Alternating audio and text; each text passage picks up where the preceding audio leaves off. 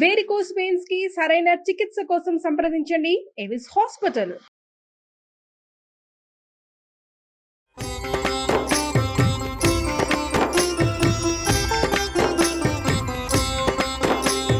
నమస్కారం. విష్ణు పురాణం 22వ భాగంలోకి వచ్చామండి. ఇంచుమించు మనం భాగవత కథాసుధలో వినేటువంటి కృష్ణ గాథలనే ఇప్పుడు కూడా మనం వింటున్నాం. కృష్ణుని శైశవ గాథల్లో ఉన్నాం.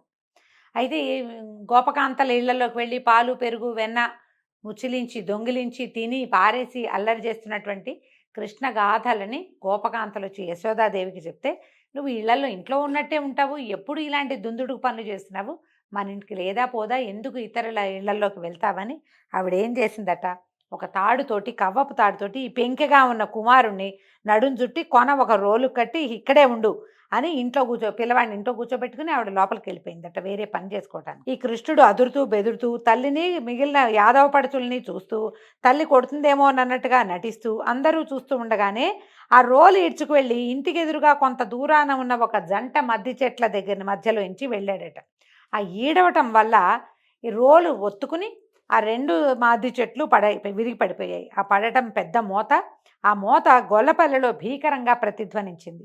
ఆ సమయంలో అక్కడ ఉన్నవారంతా వడివడిగా వచ్చి పడి ఉన్న చెట్లను రోలితోటి ఆడుకుంటున్న బాలకృష్ణుని చూసి ఆశ్చర్యపోయారు. అక్కడి నుంచి కొంతమంది పడుచులు బెరబెర వెళ్ళి, ఓయమ్మ యశోద, నీ గారాల కొడుకు చూడు ఏం చేశాడో, ఆ రోలు ఇడ్చుకుపోయి ఈ మద్ది చెట్లను రెండింటిని పడగొట్టేశాడు, వాటి మధ్య ముద్దు ముద్దు మాటలాడుతున్నాడు, ఇంతటి చిన్నపిల్లాడు ఇలాంటి పనులు చేయగలడా, నీ కొడుకు సామాన్యుడు కాదమ్మా, వీడేదో రాక్షసుడు అని అరిచి చెప్పేసరికల్లా ఆమె పరిగెత్తుకుంటూ వచ్చిందట.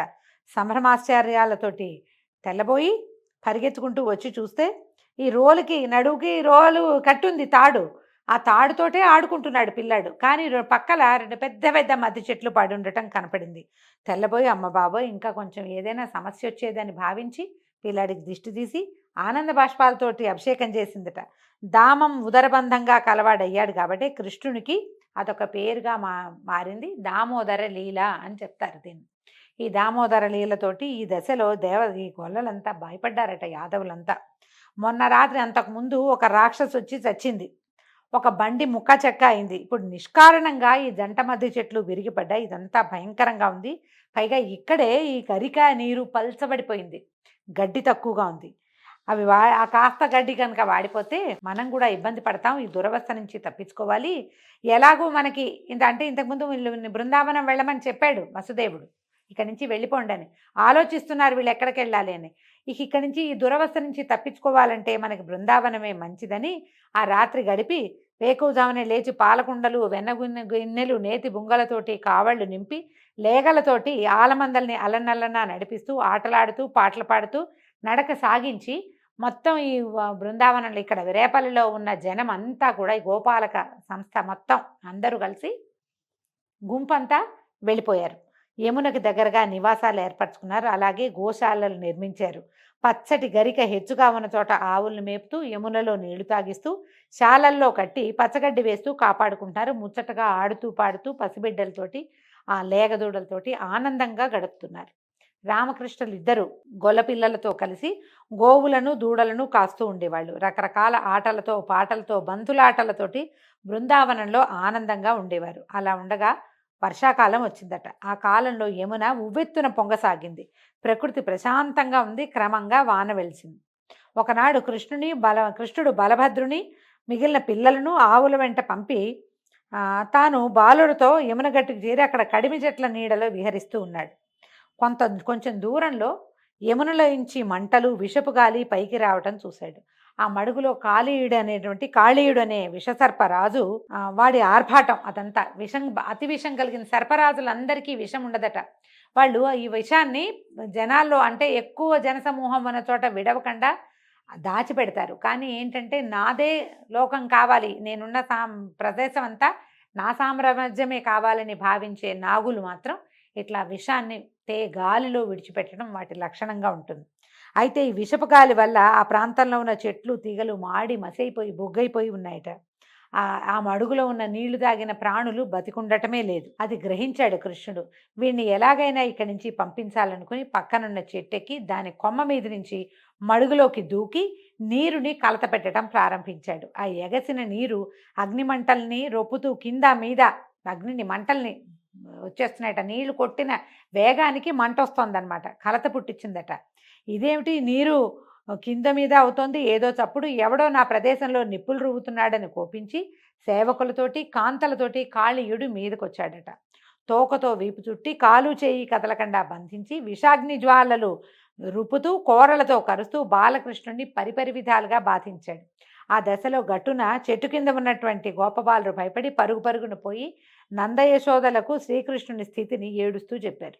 ఆ దుర్వార్త విన్నటువంటి యశోదానందులు ఉలికి బెంగబడి గబగబా యమునా తీరానికి వచ్చారు. వాళ్ళని అనుసరించి బలరాముడు, గోపబాలికలు, గొల్ల పెద్దలు ఆవురు బావురు మంటూ ప్రతివాళ్ళు ఈ మడుగులోకి ఎందుకు దిగాడు, పిల్లాడు ఏమైపోతాడోనన్న బాధతోటి పరిగెత్తుకుంటూ వచ్చారట. అక్కడ చూస్తే భయంకరమైన పాము పడగలతోటి చుట్టుకొని ఉన్న బాలకృష్ణుని చూసి చుట్టూతా ఉన్నవారంతా యశోదానందులు, తల్లులు, తండ్రి, బంధువులు, చుట్టాలు ఉన్నవాళ్ళంతా దుఃఖంతో ఏం చేయాలో తెలియక, సర్పాన్ని ఏం చేయాలో తెలీదు, దాని మీదకి ఏ రాయేసి కర్రేసి కొట్టినా అది పిల్లాడికి తగులుతుందేమో తెలీదు, ఏం చేయాలో తెలియక రోదిస్తూ నుంచున్నారట. బలభద్రుడు వాళ్ళని ఓదార్చలేక కృష్ణుడిని చూసి ఇట్లా అన్నాడట, నీ మహిమ తెలియలేక తల్లిదండ్రులు చుట్టాలు విలపిస్తున్నారు. చూడు ఎంతసేపు ఈ లీల కృష్ణ, భూలోకంలో ఉన్న దుష్టుల్ని సంహరించి ధర్మవర్తుల్ని సంరక్షించడానికి అవతరించినటువంటి ఆదినారాయణ మూర్తివి ఇంకా విజృంభించి ఈ పాము గర్వాన్ని అణిచి బయటికి రా, వీళ్ళు దుఃఖంతో ఏమైపోతారో అన్నమాట వినేసరికి అది చిన్ని తమ్ముడు చిరునవ్వుతో చూసి శరీరాన్ని పెంచాడట. ఆ పాము ఇట్లా బిగించి ఉంది కదా, దాని కట్లు ఇట్లా పెద్దవైపోయి సాగిపోయి పటపటామాని పేలిపోయినాయట. వెంటనే కృష్ణుడు కాళీయుని తలలి మీదకి ఎగిరి కాళ్లతో చిత్ర విచిత్ర గతులతోటి నాట్యం చేయటం ప్రారంభించాడు. 2 చేతులతోటి 2 తలలు పట్టి నడిమి తలపై నిలిచి పాదఘటనలతో పగిలేటట్టుగా తంతున్నాడట. తల పగిలి నెత్తురు కారుతూ బలహీనుడైన కాళీయుడు ఒకంత వెలితిగా అయిపోయాడు.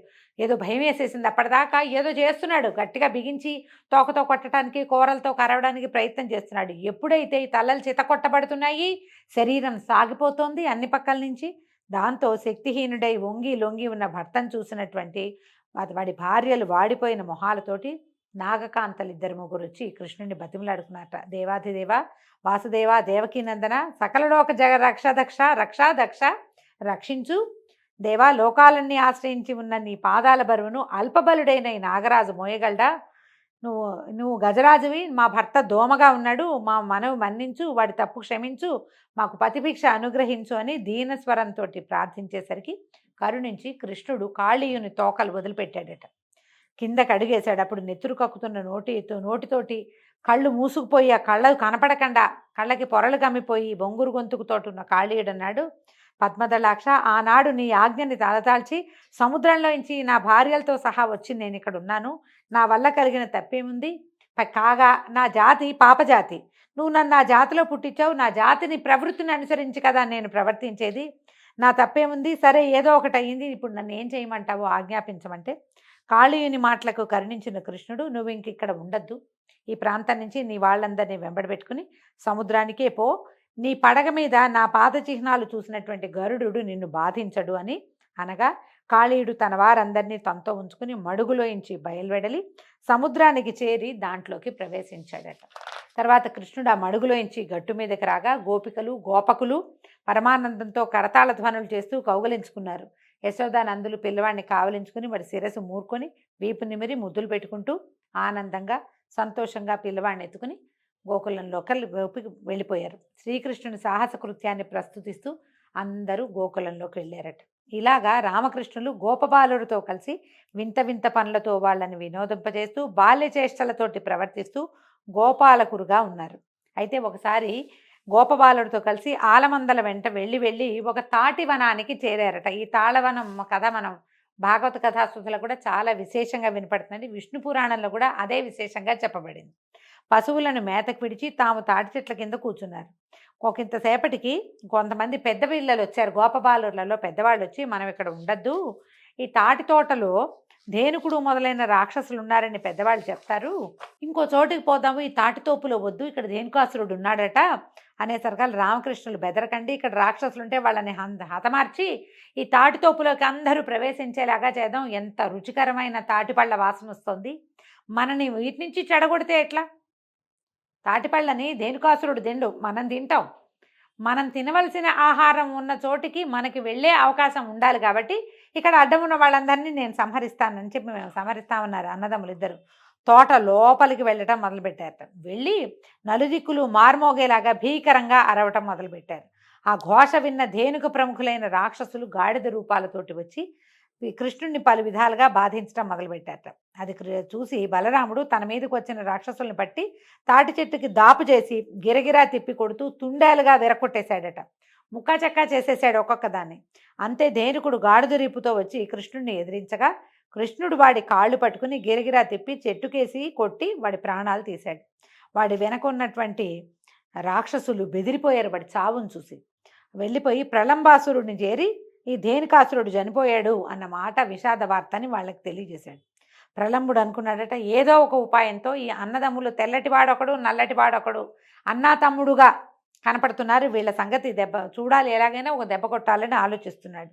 ఈ విధంగా ఆ తాటి తోటని రాక్షసుల బాధ నుంచి విముక్తి పొందించి మనుషులు పశువులు స్వేచ్ఛగా విహరించడానికి యోగ్యంగా చేశారట.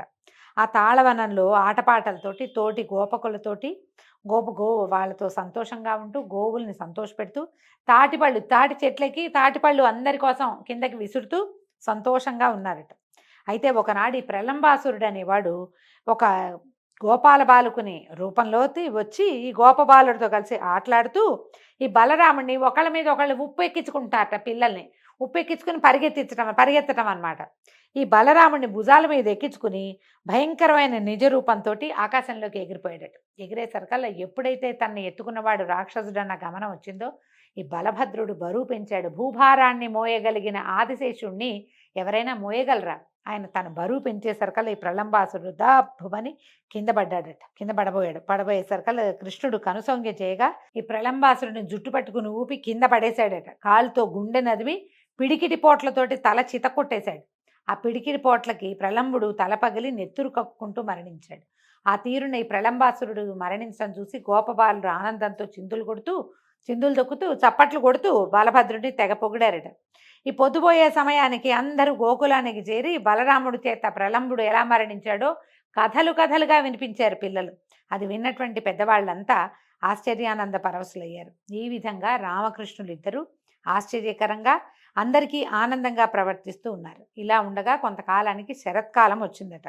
అప్పుడు నందాదులు ఇంద్రప్రీతిగా యాగం చేయాలని సంకల్పించి దానికి కావలసిన సామగ్రి అంతా సమకూర్చుకుంటుంటే కృష్ణుడు నందుడిని అడిగాడట, తండ్రి, ఏమి కోరిక ఇంద్రుని కూర్చి మీరేదో చెయ్యాలనుకుంటున్నారు, ఏ కోరికలతోటి అని ప్రశ్నించేసరికి నందుడు ఏమన్నాడంటే, ఇంద్రుని మాటపై మేఘాలు సమృద్ధిగా వాన కురుస్తాయి, దానివల్ల భూమి సస్య సమృద్ధితోటి రాణిస్తుంది, పంటలు సంతృప్తిగా ఉంటాయి, దానివల్ల ప్రజలంతా సుఖంగా జీవిస్తారు, దేవ సంతర్పణలు ఏ లోపము లేకుండా జరపాలి, దానివల్ల ఆవులు పచ్చటి గరికని కడుపు నిండా మేసి కడవల నిండా పాలిస్తాయి, ఏ విధంగా ఎలాంటి కొరత లేకుండా మన జీవితాలు గడుస్తాయి, కాబట్టి లోకోపకారకంగా ఏటేటా ఇంద్రోత్సవం చేస్తాను నాయన, నిరుడు కూడా చేశాను, నువ్వు ఇప్పుడు చిన్నపిల్లాడివి కాబట్టి నీకు తెలియలేదు అంటే ఈయన ఏమన్నాడు కృష్ణుడు, ఇంద్రుడికి కోపం వచ్చే ఒక మాట అన్నట్ట, అయ్యా దైవం నిర్ణయించిన ప్రకారం జీవితాలు గడుస్తాయి, కాగా వారికి ధర్మశాస్త్రం నిర్ణయించినట్టుగా నడవాలి, మనకి గోవుల్ని పెంచడం వాటి వల్ల బతకటమే ప్రధానం, ఆ విధంగా ప్రకృతికి సంబంధించి పర్వతాలే మనకి దైవాలు, ఇల్లు వాకిలి విడిచి పక్షుల్లాగా అడవుల్లో తిరుగుతూ బతికే మనకి పర్వతమే పరమదైవతం, కొండలు దుర్జనులను మృగరూపాలు ధరించి శిక్షిస్తాయి, సజ్జల్ని రక్షిస్తాయి, కాబట్టి పర్వతాలకి గోవులకి ప్రియంగా మనం యజ్ఞాలకి చేయటం మంచిది, ఇంద్రుడితో మనకేం పని, మన కొండ సురక్షితంగా ఉన్నంతకాలం మనకి ఏ సమస్య లేదు, మనం ఇంద్రుడికి ఏమీ చేయక్కర్లేదు, బ్రాహ్మణులు మంత్రాలు జపించాలి, కర్షకులు నాగల్ని పూజించాలి, గోపాలకులు గోవులని కొండలని పూజించాలి, అడవుల్లో నివసించే ఆలమందలను గోవర్ధన పర్వత ప్రాంతానికి తోలుకు వెళ్ళి ఆ పర్వతానికి ఉత్సవం చేసి బహువిధాలైన పూజలతో జాతర చేసి ఆగమ పద్ధతిని హోమం చేసి బ్రాహ్మణులకి పాయసము అప్పాలు కూరలు కలిపిన అన్నంపు విందు జరిపిద్దాం, వాళ్ళ భోజనం అయిన తర్వాత గంధ పుష్పాక్షాలతోటి అలంకరించిన ఆవులతోటి గిరి ప్రదక్షిణం చేస్తే మనకి మంచి జరుగుతుంది అని చెప్పేసరికల్లా ఈ వివరానికి సంతోషించినటువంటి నందుడు గోపాలకులందరికీ చెప్పాడు. సరే, అందరూ ఒప్పుకున్నారు. కృష్ణుడు చెప్పిన విధంగా గోవర్ధన గిరికి సంబంధించిన యజ్ఞాన్ని నిర్విఘ్నంగా చేశారు. తర్వాత గోవులతో వృషభాలతో కలిసి ఆటలాడుతూ పాటలు పాడుతూ చప్పట్లు చరుస్తూ గిరి ప్రదక్షిణం చేశారట. అప్పుడు ఈయన ఏం చేశాడట కృష్ణుడు, ఆ కొండ శిఖరాన తన రూపం అందరికీ కనిపించేలాగా చేసి క్షేమంకరంగా ఫలితాలు ఇచ్చాడు. అందరితో కలిసి గోకులానికి కూడా వచ్చేసాడు. వీళ్ళ గోవర్ధనగిరి పూజ విధానం పూర్తయ్యాక ఇంద్రుడు నందుడు చేసిన అపరాధానికి కోపించి ప్రతిక్రియ చేయాలని సంకల్పం చేసి మేఘగణంలో సంవర్తక మేఘాన్ని రప్పించి వెళ్ళు బృందావనం పక్కనున్న గోకులంలో అందరికీ అపాయకరంగా ఎడతెరిపి లేని రాళ్ల వానని కురిపించమని పంపించాడు. ఆ మేఘం తన గణంతో కదిలి గోకులంపై శిలావర్షం కురియటం ప్రారంభించింది. మెరుపులు ఉరుములు పిడుగులు దశ దిశలా వ్యాపించాయి. ఆ దాడికి గోకులం అవాచ్యమైన బాధకి గురికాగా కృష్ణుడు నందాదులకి ధైర్యం కలిగించి తనకు చేసే యజ్ఞం చేయలేదని ఇంద్రుడు చేసిన చెడ్డ పనిది, భయపడకండి అంటూ అందరూ పోయేలాగా ముచ్చటగా మాట్లాడుతూ గోవర్ధగిరిని అవలీలగా మీదకి ఎత్తి గొడుగులాగా పట్టుకున్నాడట. అదే ఎడమ చేతిలో అవలీలగా అనాయాసంగా ఎడమ తాటాకు గొడుగులాగా ఆ కొండ ఉండగా గోపాలకులు గోవులు కూడా దాని కింద ఏ చీకు చింత లేకుండా హాయిగా ఉన్నారు. ఆ విధంగా 7 దినాలు ఏకధారగా సంవర్తక మేఘం కురిసినటువంటి వడగళ్ల వాన ఏమీ చేయలేకపోవటం చూసి సిగ్గుపడ్డాడట ఇంద్రుడు. చింత కలిగిన మనసు కలిగిన వాడై మేఘాలని వెనక్కి తప్పించాడు.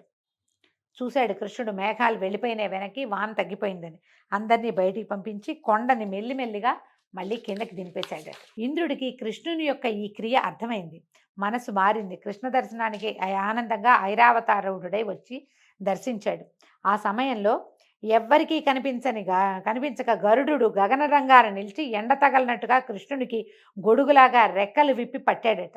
ఇంద్రుడు దివి నుంచి భూమికి వచ్చి ఐరావతం మీద నుంచి కిందకి దిగి సవినయంగా కృష్ణుని నమస్కరించి ఆయన వద్దకు చేరి కౌగలించుకుని పలకరించాడు.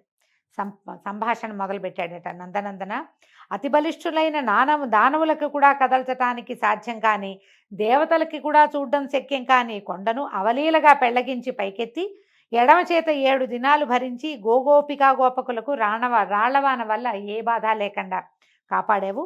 ఇలాంటి ఆశ్చర్యకరమైన విషయాన్ని ఇంత చిన్నతనంలోనే చేశావు. తిరిగి పెద్దవాడివయ్యాక దుష్ట శిక్షణ చిగురంతా చేస్తావంటే మొత్తం సమూలంగా దుష్ట శిక్షణ చేస్తావని నాలో విశ్వాసం పెరిగింది.